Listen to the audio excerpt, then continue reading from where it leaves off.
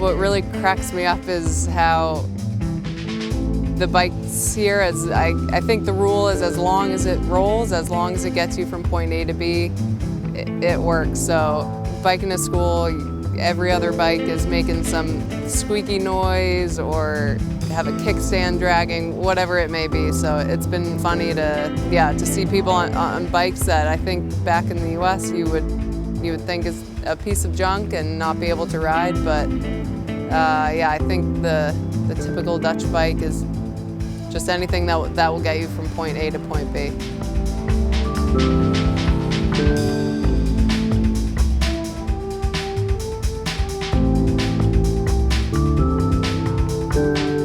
I think the thing about biking in Dutch culture is how universal it is. You see people of all ages biking.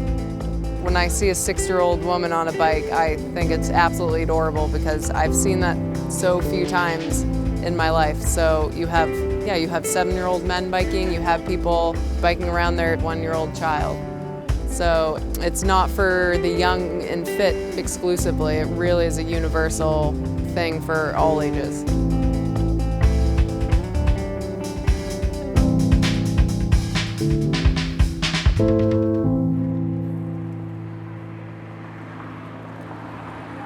I think a lot of the Dutch don't realize how special of a bike culture they have, or how important it can be in your everyday life. But I think it really does transform a society.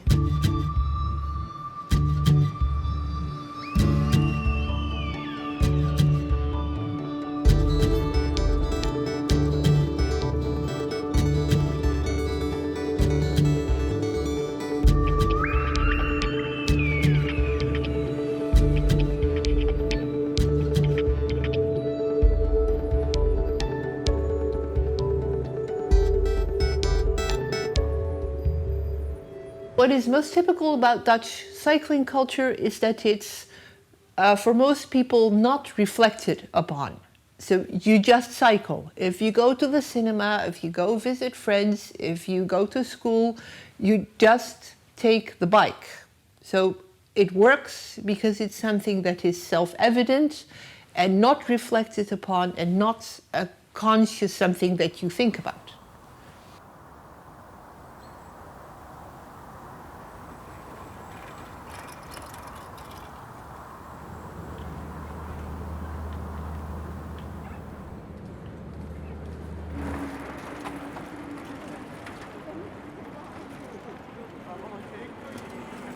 Ik vind het zelf wel fijn dat we zoveel kunnen fietsen. En ik merk vooral als ik op vakantie ben dat er andere mensen dat er eigenlijk weinig fietsen zijn.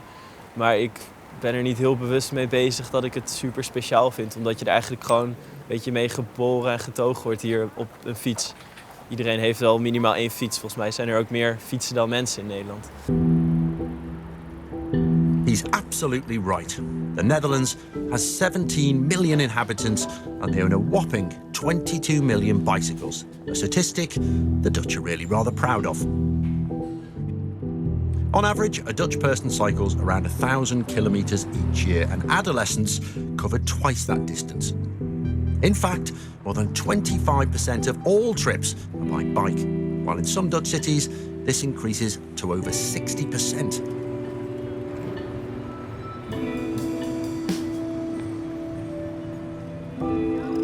How about some more facts and figures?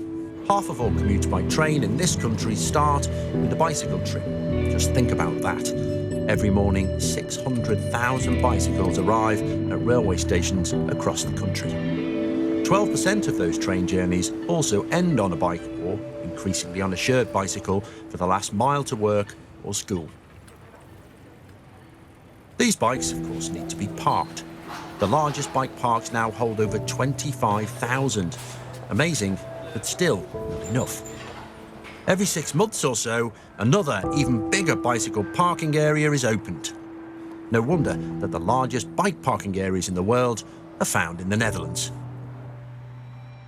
Cycling has also had an impact on spatial planning. The entire country is covered with a complete and connected network of dedicated cycling infrastructure. And the busiest of those bicycle lanes serve more than 37,000 people every day.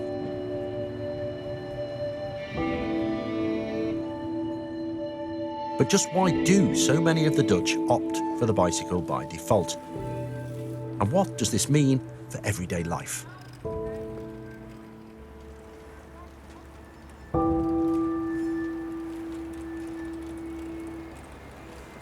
Als we 's morgens wakker worden is het ontbijten, aankleden. Ik ga mijn dochter naar school toe brengen. Vanaf het moment dat ik op school haar afgezet heb, fiets ik meteen door. Fiets ik lekker naar mijn werk. Hier in de stad is het natuurlijk sowieso altijd wel wat drukker.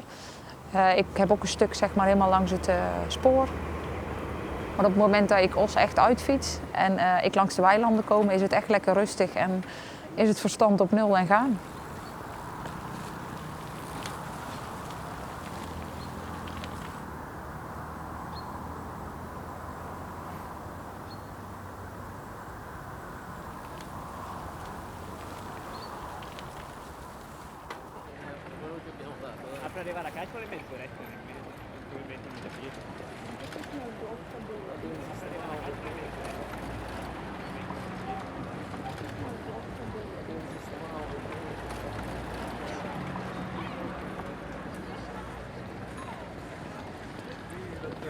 Dat is natuurlijk ook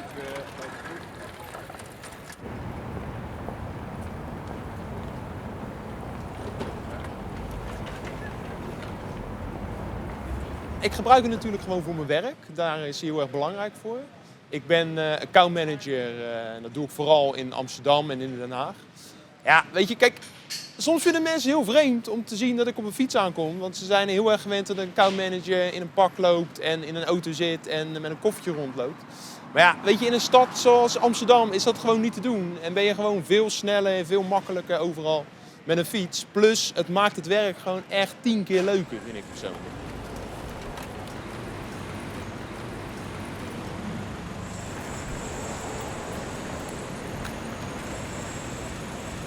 Ja, je hebt gewoon ontzettend veel vrijheid. Je bent buiten, je bent snel, je kan snel schakelen.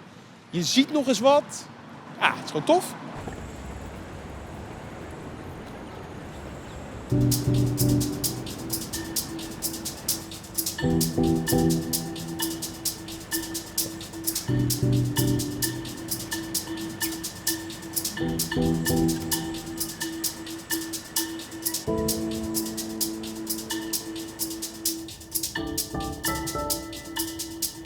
The Dutch and cycling.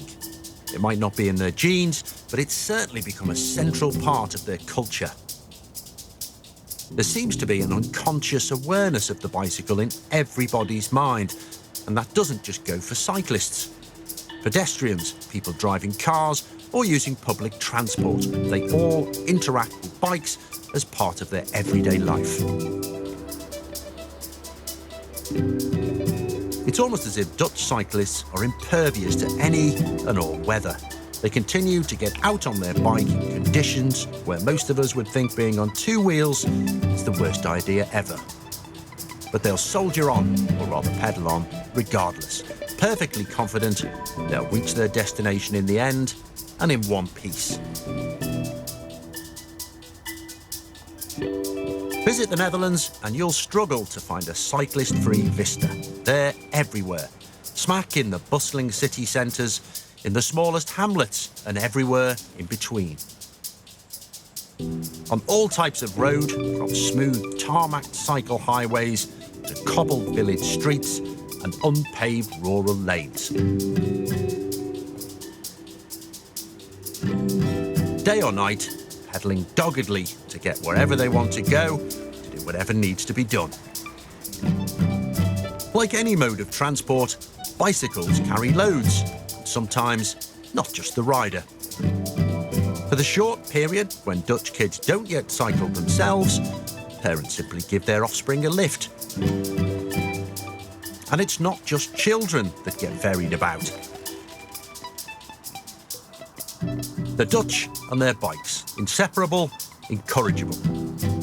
Most Dutch start cycling as toddlers and keep on doing so till the very end. Cycling here is truly mainstream. But is it really only a matter of convenience? Or is there more than meets the eye? Cycling for me personally, it's an important mode of transport. My own commute is cycling. That's because I live at cycling distance from work. But that is not a coincidence. That is why I live there. And I know that cycling is a fast, reliable means of transport, especially if you compare it to car use, but also public transport use in a dense area as the Randstad area or Amsterdam in the Netherlands. Cycling is a very effective way of transporting. So it's not only socially desirable behavior, but it's also a very rational choice for me. When I would calculate the benefits for me personally of cycling compared to taking other modes of transport, the result would be very positive. The fixed cost of owning a car, if you compare that to the fixed cost of owning a bicycle, yeah, it's immense. You could buy a new bicycle, I think, every 2 months, and that is not the cheapest type of bicycle. But also the time gains that I have as a cyclist, for me, are important. As an economist, I can express that in money. That is what we call the value of time. The value of time is the value that we attribute to time gains in, for instance, transportation. It's not a constant, but we know more or less what the average is, and the average value in the Netherlands, for instance, is around 10 euros per hour. Now, if I know that driving by car, looking for a parking place, if I compare that to the fast and certain ride that I have as a cyclist, it's really cheaper for me to cycle.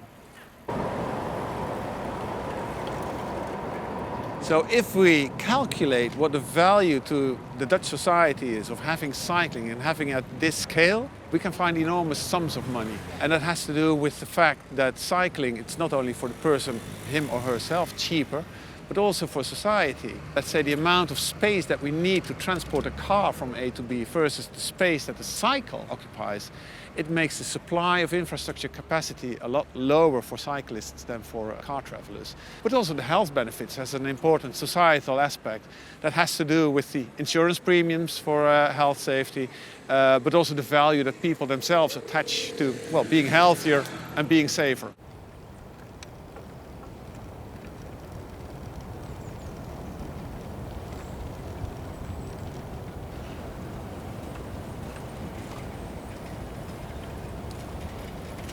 What we know about cycling is that it's not only exercise, which is healthy, but it's also that when you're cycling here, for example, here in the city, you constantly have to watch, other cyclists, cars driving, traffic lights, and you're constantly making decisions. So while you are cycling and exercising, you are also, your brain is very active. So you are constantly multitasking, and we think that that's a very good aspect from cycling because it also challenges your brains. And we know that challenging your brains is very important to keep up your cognitive functions. And for that reason, cycling not only contributes to your health in terms of exercise, but it also contributes to maintaining your cognitive functions because it's a multitasking activity.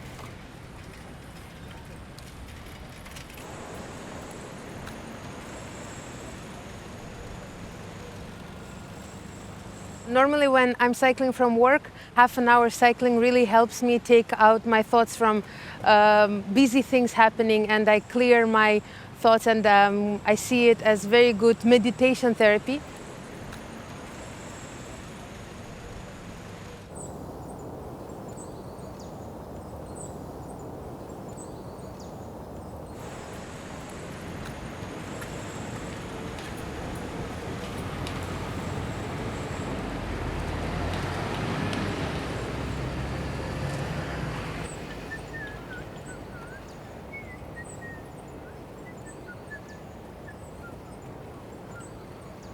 zijn meestal gewoon zelf bedachte, dus dan denk ik eigenlijk er niet aan, maar dan komt het gewoon vanzelf. Ik fluit dan en dan gaat vanzelf de melodie. Op de fiets doe ik het vaak, omdat ik dan vrolijk ben. Misschien, ik heb geen idee.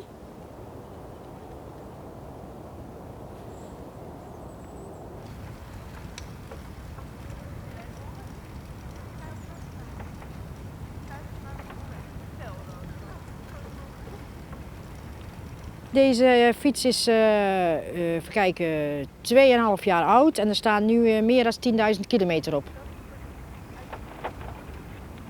Ik blijf iets meer in beweging, dus de spieren blijven soepelder. En ja, ik vind zelf ook, het is ook ooit geestelijk verruimend dat je lekker door de natuur fietst. Vooral met dit weer, vind ik. Herfst, het is heerlijk om te fietsen.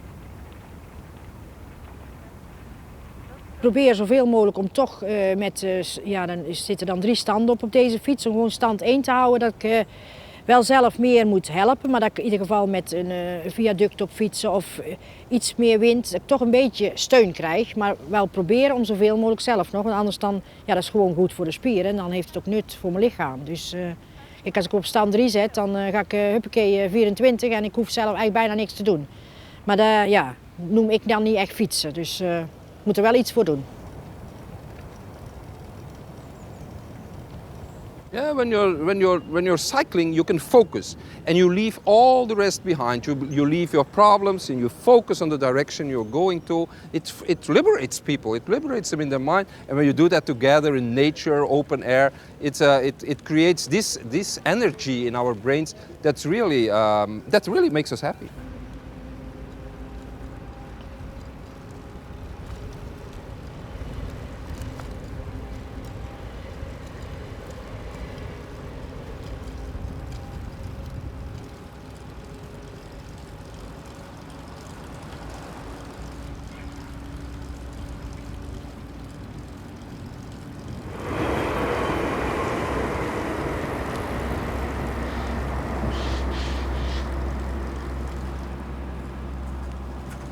Als ik fiets naar mijn werk, dan merk ik dat ik, als ik om 9 uur bijvoorbeeld moet vergaderen of iets moet doen, dat ik een stuk actiever en frisser ben dan als ik in de trein of in de auto stil heb gezeten.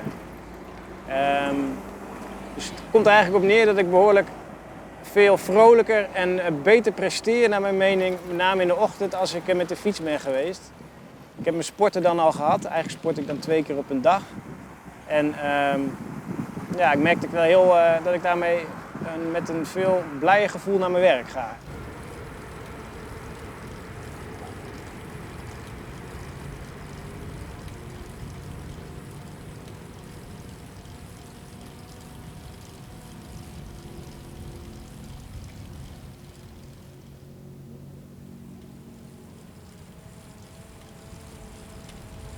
Nou, vitaliteit is natuurlijk heel belangrijk bij medewerkers.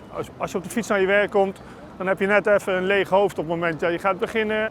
Daarnaast is het gewoon stressverminderend en niet te vergeten, je bent gewoon gezonder. Het is ook duidelijk bewezen dat het arbeidsverzuim naar beneden gaat op het moment dat mensen gewoon op de fiets naar hun werk komen.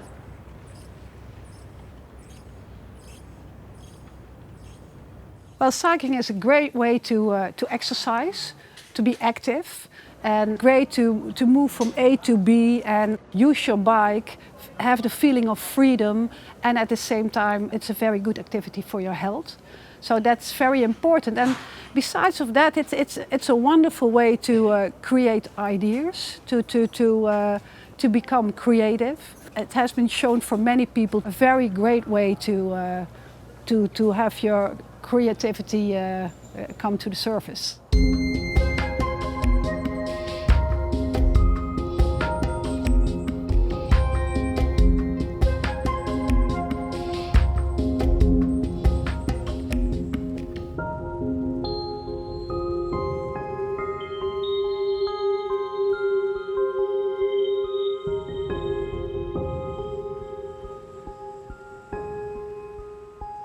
At every speed, a different world.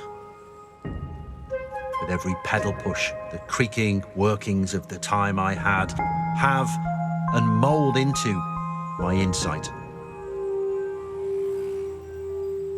I used to think, speed, that's me, a purblind snail, a comet, an all-seeing eyeball, taking it in. But what is all? A ragbag of loud things, smells, shapes, flavours, days? I turned onto the Zeewerk, and so doing, lost my thought. I stepped up a gear, draining the jangling chain of colour, forcing me to stand. A hill presented itself. I pushed my way to see, where I beheld the workings of light, where cumuli travelled the distance. Took time to dismount, to stand still, to think speeds and observation with your eyes closed.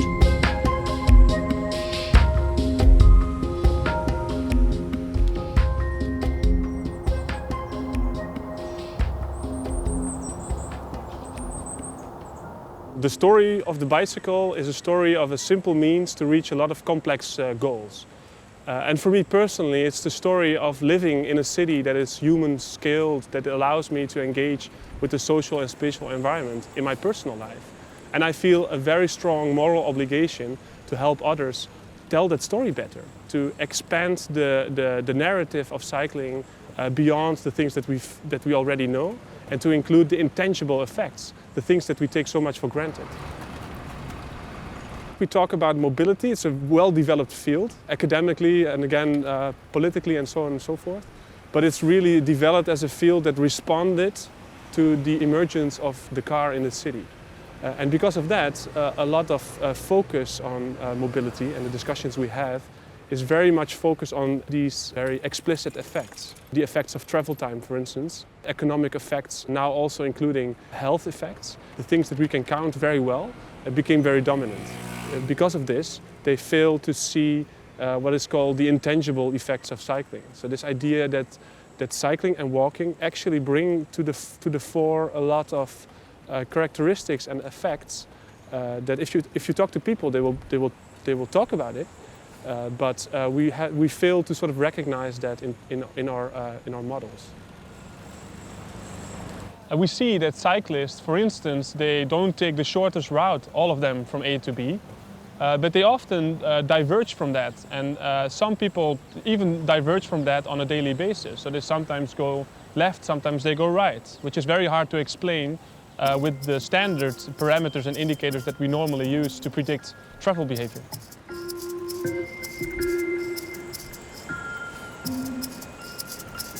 So we know that cycling is central to the Netherlands, but we don't know very much about the act of cycling. For a long time, we had little or no clue how cyclists navigated. But thanks to new technology, we are now able to look into the behaviour of cyclists in greater detail. Most people in the Netherlands own a smartphone, so it was easy to ask them to share the data on their cycling behaviour. When the results were first presented to a local municipality, the officials thought the data had to be wrong. For how was it possible that cyclists ignored their beautifully paved, 4-metre wide, well-lit cycle paths? And why did cyclists show up on congested roads, mingling precariously with traffic?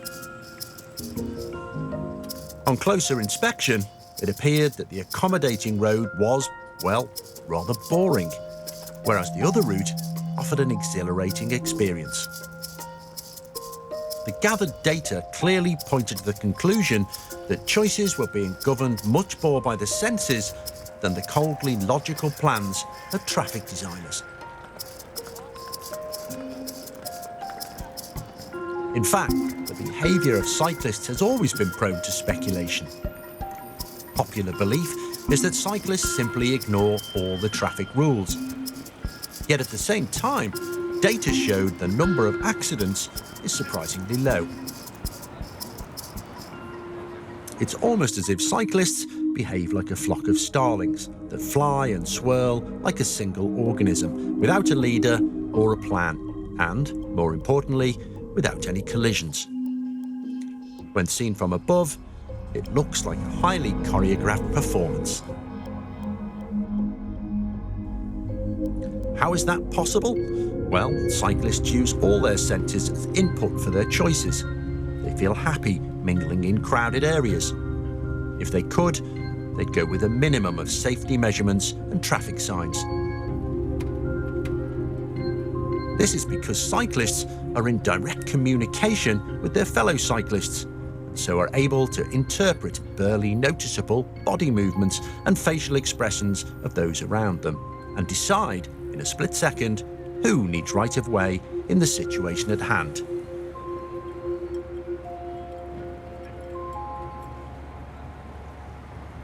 Toen ik hier kwam wonen viel me vooral op die, alle kruispunten die met 4 stoplichten tegelijk gaan. Dat had ik zelf nog nooit gezien. En op de een of andere manier merkte ik na wat wennen dat het eigenlijk best wel snel goed ging. Eigenlijk is dat wel een heel raar concept, omdat mensen gaan zo. Iedereen gaat alle kanten op. Maar op de een of andere manier, als je dat vaker doet, dan anticipeer je soort van op dat je even moet remmen of iets sneller moet, zodat je niet tegen mensen aanbotst. En je anticipeert op andere fietsers dat ze oversteken en dan kijk je elkaar even aan en je geeft geen knikje, maar toch heb je het idee van oké, ik weet dat ik even iets moet remmen, ik weet dat ik iets moet doorfietsen en iedereen die let wel een beetje op links, een beetje op rechts. En het is nog nooit in 1,5 jaar tijd fout gegaan en dat vind ik ook best wel bijzonder.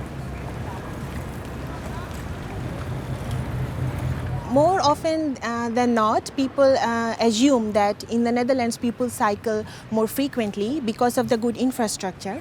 But coming from a more traditional background and someone who started cycling here for the very first time in her adult life, I experienced that it's a bit more than that.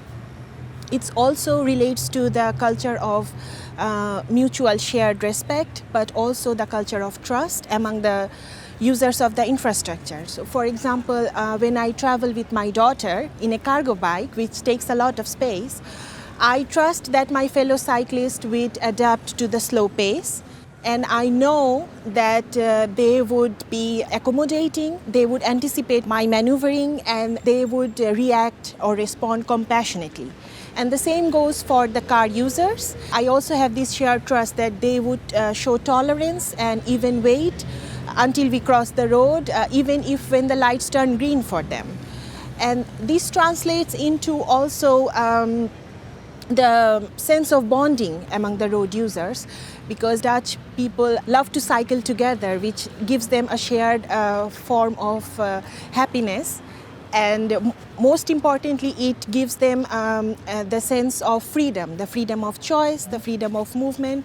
It might sound a bit cliché and intangible, but I feel that this culture of trust, bonding, and overall freedom makes cycling enjoyable in the Netherlands.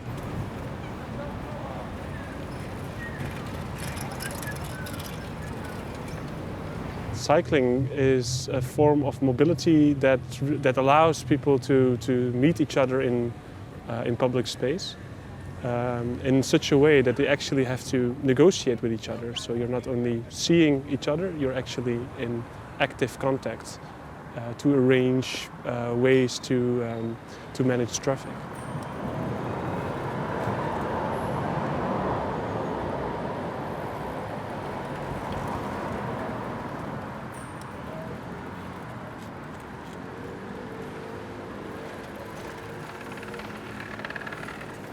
You can only cycle when you trust each other. I mean, if I meet another cyclist, he comes from right, we look at each other and I say, will he give me way or should I give him way? And you nod and you smile and then you know. So you have to have a social interaction with each other to have a good cycling system. And in that way, cycling also builds trust in society on a bigger scale.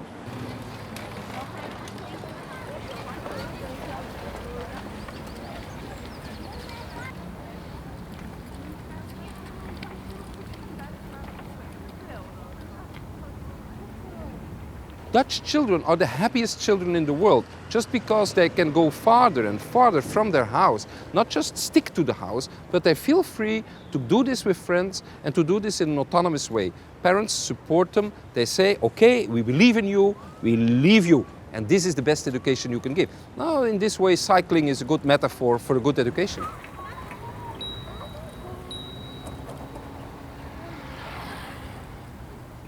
And the 3 pillars of this competence is that you use the steer of your own life, you're the agent of your own life, you do this autonomous, you do this in connection with other people, and you feel competent. Someone believes in you. When parents teach their children how to ride a bike, they give a perfect education because they leave them, they go, they say, this is your direction, and we go.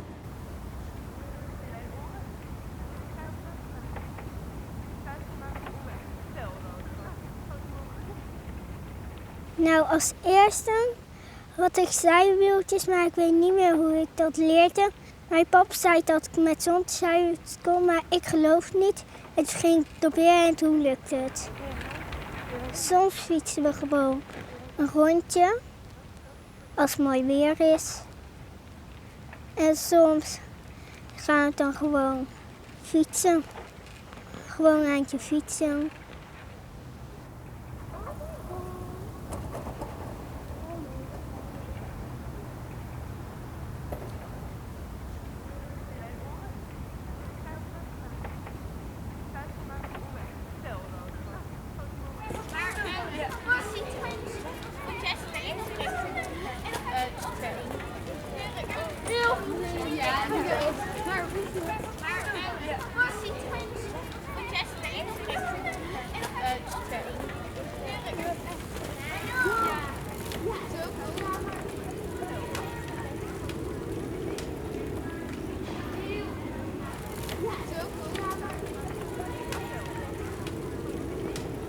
Nou, ze is flink aan het oefenen. Ze kan behoorlijk goed al zelf fietsen. En ze moet nog een beetje oefenen met remmen. Maar ze kan al hele ende hier in de buurt rondtoeren, dus dat is wel leuk.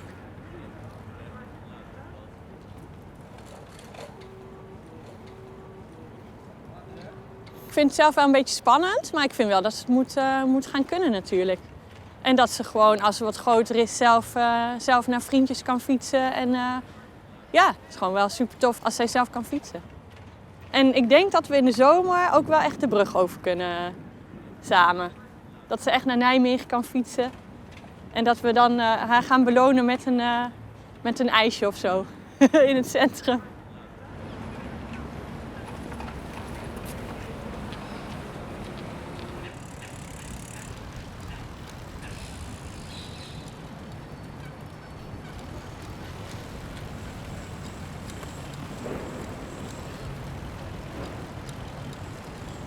Op de fiets heb ik veel meer vrijheid voor mijn gevoel en ik kan weten waar ik naartoe ga, weten hoe laat ik waar ben, weten hoe laat ik waar wegga. Soms ga ik naar schoolfeesten bijvoorbeeld en soms naar de bioscoop op mijn fiets. En het is gewoon dat ik zelf gewoon kan weten waar ik naartoe mag en kan.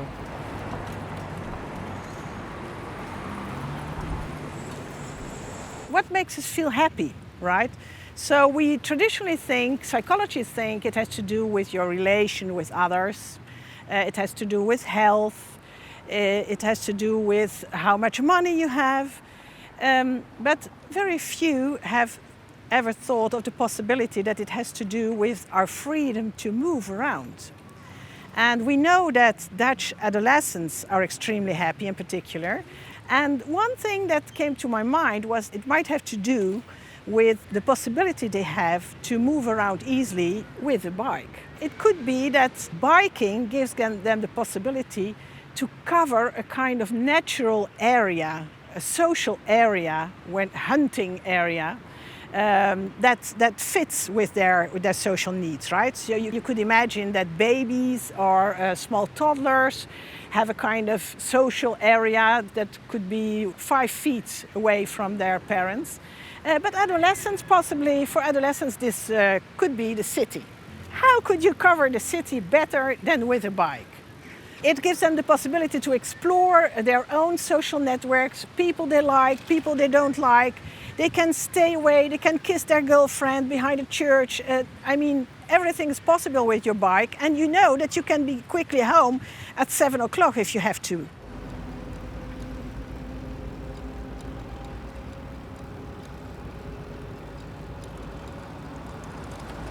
Ik word eigenlijk nooit gebracht. Dat is niet omdat mijn ouders nou lui zijn of zo. Nou, mijn vader soms.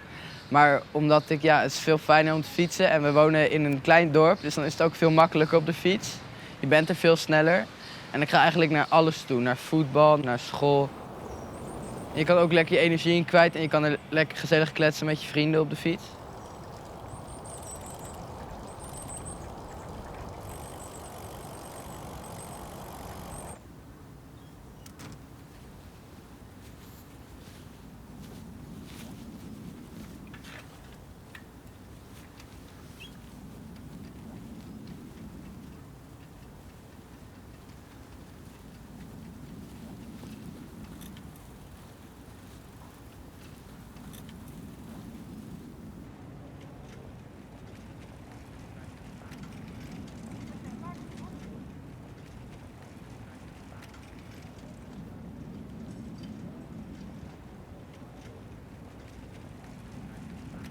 Merel komt mij ophalen bij mijn huis en dan fietsen we naar de volgende vriendin. En dan fietsen we naar de Blauwe Brug, dat is het afspreekpunt waar bijna iedereen uit Kloosterveen afspreekt. En dan fietsen we met nog 2 andere vriendinnen, die staan daar dan op ons te wachten of andersom. En dan fietsen we met z'n allen naar school en dat is altijd heel gezellig. En ja, soms dan is het ook wel iets te gezellig en dan vallen we helemaal in de slappe lach en dan is het allemaal heel grappig en zo. En dan, ja, soms komen we ook wel eens te laat dan. Maar dat maakt dan niet uit, want het was dan alsnog wel heel gezellig.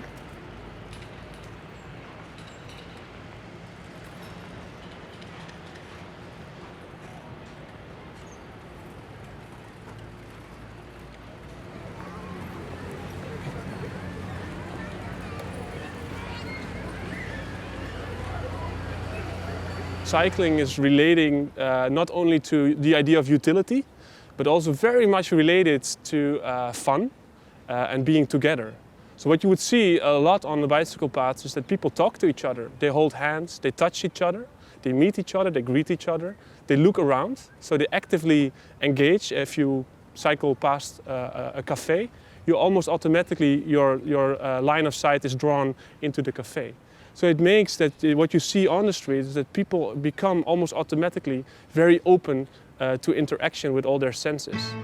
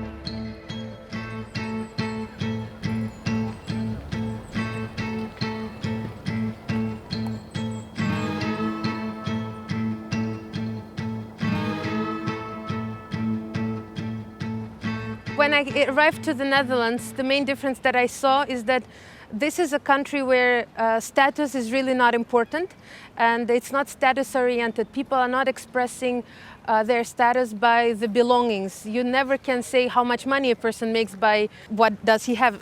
People have very fancy bikes in their house, and then they have a regular €50 Oma Fiets fourth-hand bicycle for cycling around the city.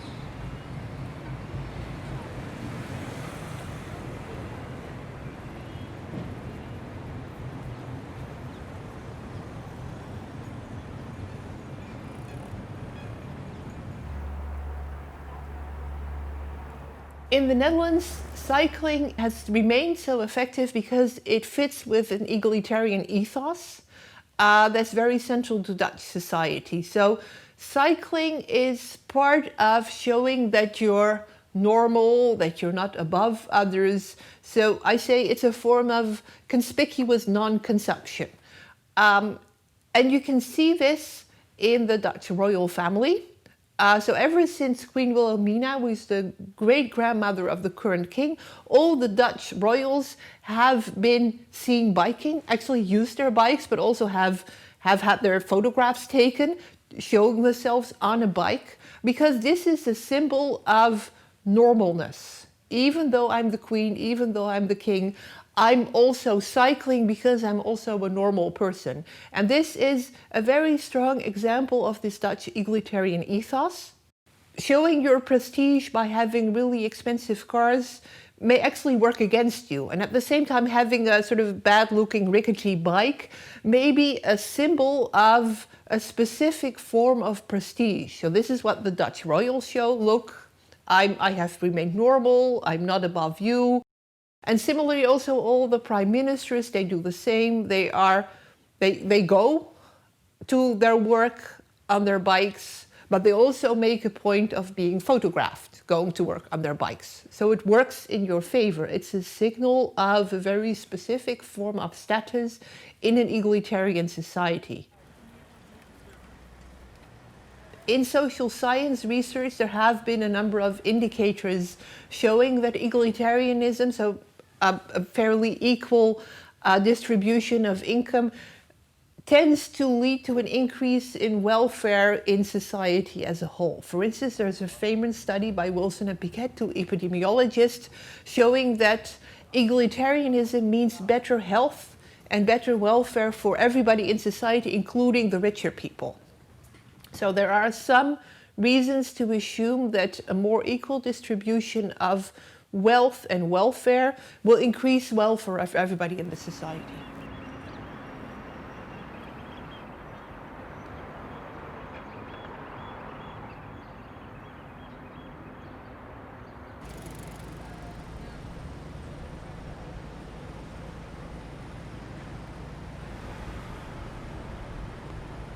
Mijn fiets is echt een beetje mijn alles. Omdat ik met de jongens, weet je, normaal ben je wel met de auto, ben je constant in de weer. Maar met de fiets ben je wat dichter bij de mens.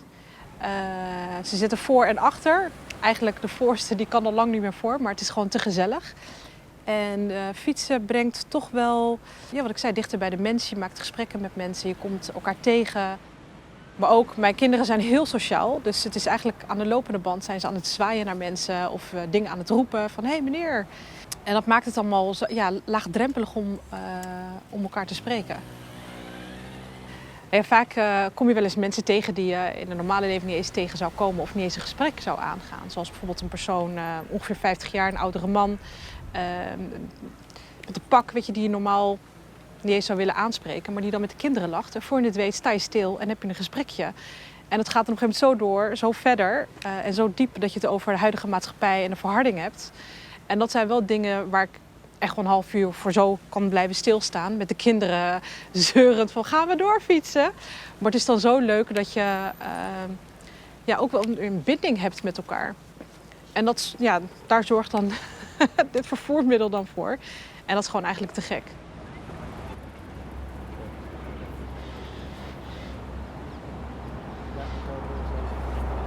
Well, there are two things that become really evident when we talk about cycling. And one is this idea which is called potential exposure to diversity.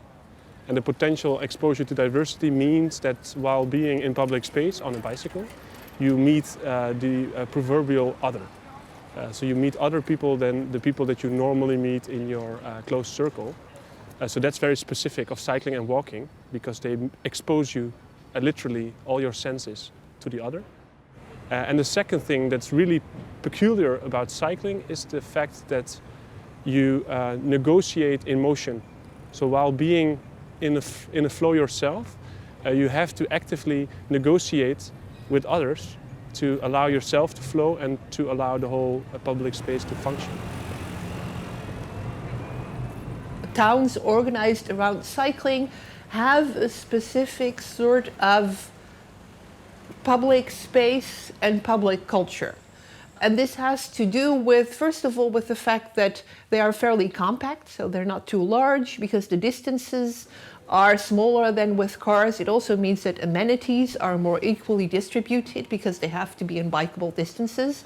But it also leads to a specific public culture. And this has to do with the fact that people on bikes, different from people in cars, can see each other. So you look each other in the face. The distances are fairly small, so rather than having all these boxes that people are in, you have a more open public culture where people look each other in the eye. And this also means that rules and regulations for how to behave in traffic tend to be more open when you have cycling rather than cars as the dominant modes of transportation. So it leads to a specific sort of public life.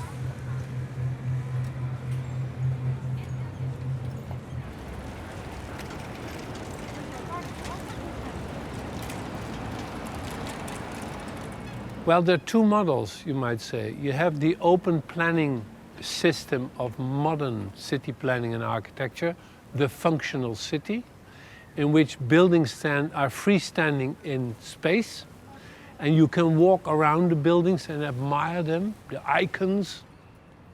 And there's another system that is the traditional city, in which buildings are together in city blocks, and the buildings address the public space, and public spaces are smaller, more intimate. So you have streets with a certain dimension, you have piazzas, and that is what we call room.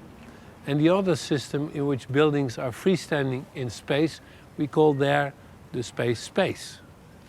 And that space is given up or given to car traffic, to car parking, sometimes a nice park-like environment. But the rooms are full of people, are full of interactivity between people outside buildings and inside buildings, and people in the public space who meet. So I think that type of city is more attractive. So if you can push the car out of the city grid, leave it at the edges and go walking further, it's an enormous advantage for health, for clean air, for interaction.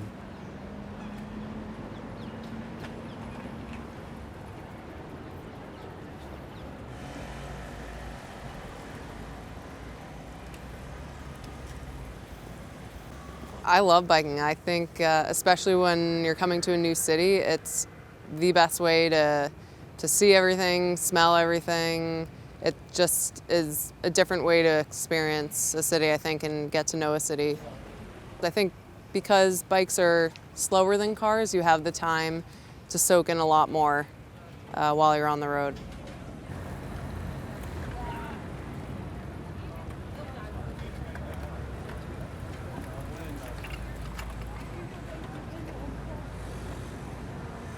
If you plan for the bicycle, the very wide streets that you have for cars and trams and so on, you don't need them. And by compressing the city, by making smaller public areas that are fit for bicycles and pedestrians, you can make the city more compact. So the footprint of buildings can grow and the public space can shrink.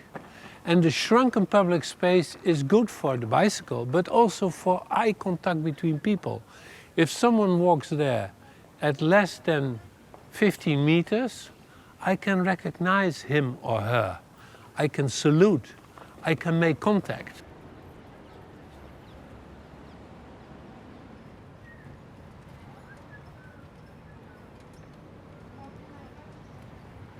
Ik heb wel eens in Parijs gefietst. Daar is het gewoon een hele andere mentaliteit, een hele andere sfeer. Het is echt meer dit gedrag. Terwijl hier in Nederland, zodra je op de fiets stapt en de zon schijnt, of het is een beetje lekker weer, dan ben je constant flirten met elkaar. En niet flirten als in je verwacht iets, maar flirten van hey, leuk, lekker weer, wat leuk. Dus je bent wat meer met elkaar bezig en met je omgeving bezig. Terwijl je daar alleen maar bezig bent met van oké, ik moet recht overeind blijven staan en niet omvallen. En ja, hier is het gewoon heel anders. People love to communicate. They like to meet, and they like to meet by chance. Perhaps because we live in an era of mobile communications, meeting in person is of greater value than ever before. Our desire to socialise leads to an increase in mobility. Cities, as well as rural areas, are congested by traffic and struggling to cope with the endless demand for more mobility. Paradoxically, designing more space for transport is actually restricting the amount of space where people can gather spontaneously. These days, if you visit London, Paris, Mexico, Bogota, Hong Kong, New York or Tokyo, or any other major city in the world for that matter, you'll see they're all trying to open up public space. In all these places, cycling is increasingly being recognised as a relatively simple means to address many complex problems in the built-up environment. So instead of designing our streets to cater for faster traffic, we are beginning to rediscover their value as public spaces. Streets as places to spend quality time and experience a sense of belonging. It remains a continuous planning challenge, even in the Netherlands. Cities have always been built to meet each other. This was marketplaces to meet people. Relationships were important in cities, but we have replaced this by consumerism. People who are buying things, just driving with cars into the city. Now, when we make new priorities in our policy for cities and for policy in general, to put the priority in relationships between people, then we support the cycling, then we support freedom for children, priorities for children, and for bikes, good priorities for happy politics.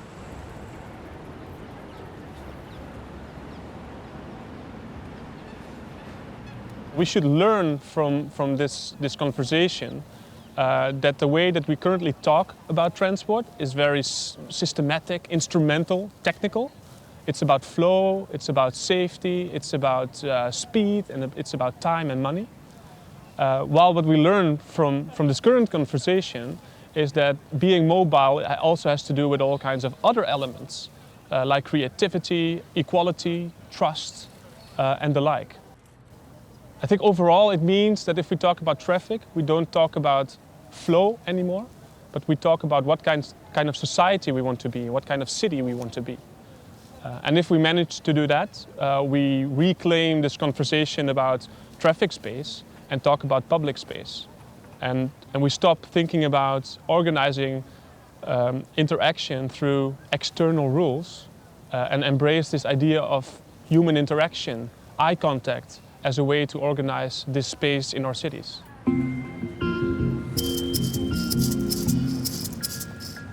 Cycling. Simple, enjoyable, inclusive, a force for good. And we've hardly scratched the surface. Thankfully, it's an activity that, when doing it, gives us the time and energy to come up with even more creative ideas. We hope that next time, when you pick up your bike, you'll think about why you cycle.